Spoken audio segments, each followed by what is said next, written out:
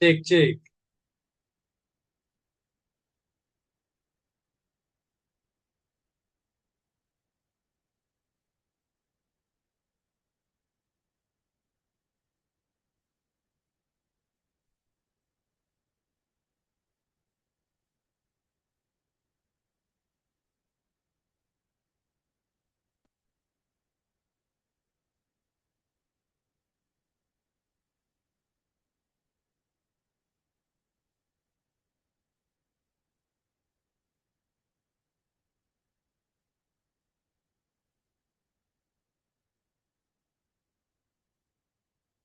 Apa tuh yang lepas?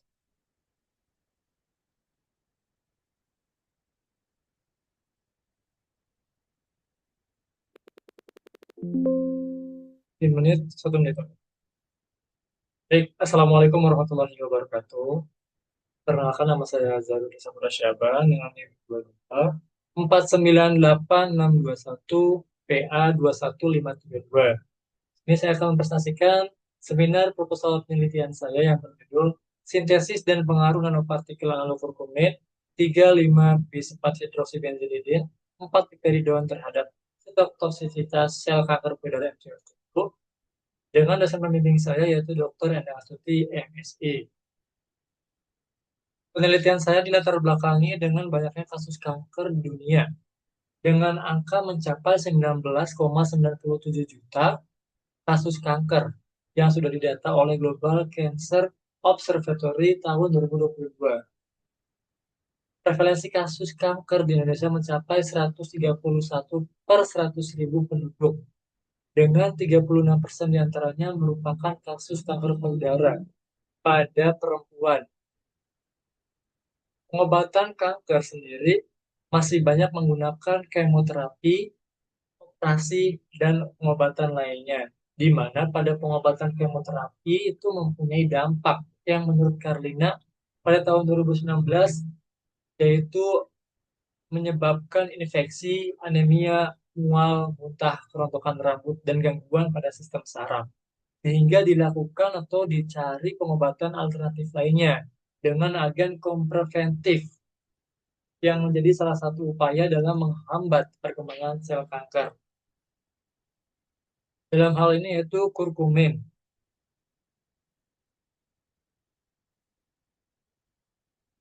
Menurut Yang dan kawan-kawan tahun 2022, kurkumin telah menunjukkan efek anti kanker pada berbagai jenis kanker, seperti kanker payudara, hati, paru-paru, lambung, dan prostat. Kanker sendiri mempunyai mekanisme kerja sebagai anti kanker dengan cara menginduksi apoptosis, menghambat proliferasi dan invasi tumor dengan menekan berbagai jalur persenjataan seluler. Tapi kurkumin sendiri mempunyai sifat yang rendah kelarutan dalam air, penyerapan oral yang buruk, dan bioavailabilitas yang rendah dalam tubuh. Nah, ketidakstabilan senyawa ini atau kurangan sifat dari kurkumin ini disebabkan dengan adanya gugus metilen aktif atau CH2 yang terletak di antara gugus beta di keton. Frank dan kawan-kawan tahun 2015.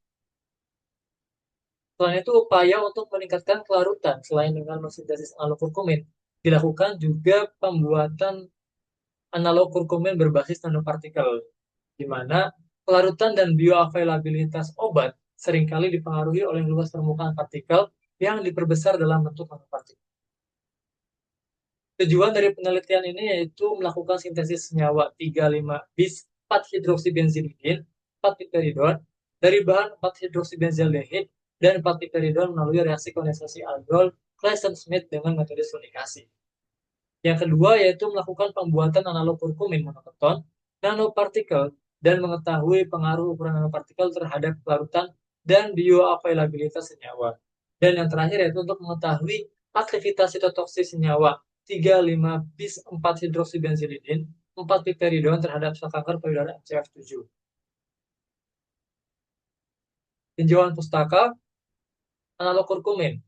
Sintesis senyawa analog kurkumin menurut Kaur dan kawan-kawan 2024, modifikasi kurkumin menjadi analog kurkumin dapat dilakukan dengan mengganti gugus aril, gugus diketo, gugus metilen aktif dan ikatan rangka pada struktur kurkumin melalui reaksi kondensasi aldol Claisen-Smith, di mana dalam sintesis analog kurkumin ini yang menghasilkan 35 bis 4 hidroksibenzidin 4 piperidon menggunakan persamaan reaksi 4 hidroksibenzaldehid dicampurkan dengan 4 piperidon dan dilarutkan dalam etanol dengan katalis basa berupa NaOH 40%, hingga akan menghasilkan 35 bis 4 hidroksibenzidin 4 piperidon.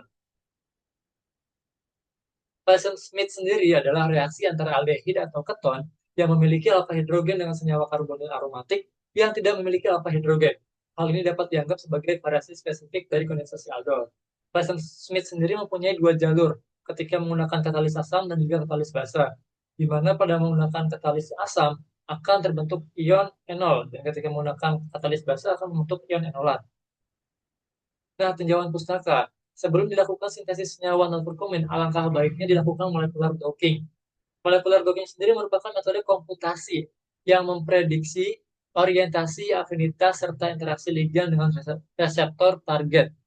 Sehingga apa yang menjadi tujuan dari penelitian ini tercapai, yaitu sebagai senyawa anti kanker. Kemudian nanopartikel, pembuatan nanopartikel adalah partikel koloid padat yang ukuran berkisar dari 1 sampai 100 nanometer yang dapat meningkatkan kelarutan obat, meningkatkan bioavailabilitas sosok untuk obat hidrofilik, serta meningkatkan stabilitas fisik dan kimia obat. Patra Valen dan kawan-kawan tahun 2010. Kemudian pengujian terakhir dilakukan pengujian sitotoksisitas menggunakan metode MTT atau mikrokultur tetrazolium teknik, adalah uji kalorimetri yang biasa digunakan untuk menentukan toksisitas sel dengan memberikan informasi tentang proliferasi, viabilitas, dan toksisitas sel. Perumusan hipotesis. Kondensasi aldol silang dapat dilakukan melalui dua cara, yaitu mekanisme enol dan mekanisme enolat. Mekanisme enol dilakukan menggunakan katalis asam, sedangkan mekanisme enolat dilakukan menggunakan katalis basa. Budi Marwanti dan kawan-kawan 2010. Adanya aldehid aromatis tersubstitusi hidroksi, maka memberikan efek kemudahan reaksi dan peningkatan aktivitas antioksidan dibandingkan dengan senyawa tanpa gugus hidroksi. Jessica dan kawan-kawan tahun 2025, sehingga dapat disimpulkan hipotesisnya, yaitu jika senyawa aldehid aromatik berupa 4 hidroksibenzaldehid direaksikan dengan senyawa keton yang memiliki hidrogen alfa menggunakan katalis basa, maka akan menghasilkan senyawa non-kurkumin monoketon dengan aktivitas antioksidan melalui reaksi Claisen-Smith dengan mekanisme ion enolat. Perumusan hipotesis yang kedua, yaitu keterbatasan kelarutan obat dalam medium saluran cerna telah diidentifikasi sebagai hambatan utama pada formulasi oral, sehingga efektivitas terapeutik obat seringkali dibatasi oleh sifat kelarutan yang buruk. Kawabata dan kawan-kawan tahun 2011. Penurunan bioavailabilitas oral juga telah banyak dilaporkan sebagai konsekuensi dari rendahnya kelarutan senyawa obat. Safjani dan kawan-kawan 2012. Ukuran partikel senyawa yang diperkecil hingga skala nanometer akan memperluas permukaan untuk disolusi, kelarutan kinetik meningkat, dan penyerapan pada saluran cerna menjadi lebih baik.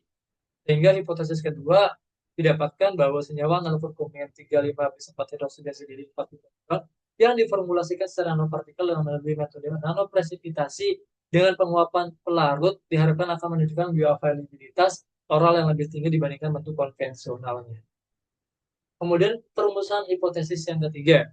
Menurut Messe dan kawan-kawan tahun 2019, analog kurkumin memiliki beberapa aktivitas anti kanker, diantaranya terhadap sel kanker payudara, prostat, dan kolon. Wuhan Kumar dan kawan-kawan 2014 telah mensintesis senyawa analog kurkumin dengan gugus substituen ortohidroksi dengan menguji mekanisme apoptosis dan uji sitotoksikositasnya terhadap sel kanker MCF7 menghasilkan selektivitas yang baik terhadap apoptosis jalur intrinsik maupun jalur ekstrinsik dan berhasil menghambat sel kanker MCF7 dengan nilai NC50 sebesar 30 mikrogram per mililiter. Sehingga didapatkan hipotesis yang ketiga, yaitu apabila senyawa 3,5 bis 4 hidroksibenzidin 4 piperidon dilakukan uji sitotoksisitas, maka akan diperoleh senyawa yang memiliki aktivitas penghambatan terhadap sel kanker payudara MCF7 antara sedang hingga tinggi dan selektif terhadap sel normal vero yang ditunjukkan dengan rendahnya nilai apoptosis pada sel normal vero. Kemudian metode penelitian dilakukan pertama kali yaitu molecular docking pada senyawa analog kurkumin dengan protein target berupa BCL2 dan P53. kemudian dilakukan sintesis senyawa nanokurkumin, dan dilakukan sintesis nanokurkumin nanopartikel. Kemudian dikarakterisasi dengan SEM, FTIR, NMR, dan size particle analyzer, dan yang terakhir dilakukan uji sitotoksisitas terhadap sel kanker MCF7. Untuk prosedur molekular logging sendiri, yang pertama adalah pembuatan struktur 2 dimensi senyawa nanokurkumin pada software ChemScan. Kemudian dioptimasi dan dimodelkan 3 dimensi senyawa nanokurkumin dengan menggunakan gas view. Sementara itu, pengunduhan PDB-ID dari BCl2 dan P53 dalam format PDB kemudian dipisahkan secara natif ligand pada software Chimera dan penambahan atom H serta muatan gas stager. Kemudian ketika sudah mendapatkan keduanya, dilakukan penambatan molekul nanokurkumin terhadap protein target menggunakan software Autodock 4. Dan kemudian interaksi docking dimodelkan dengan Discovery Studio.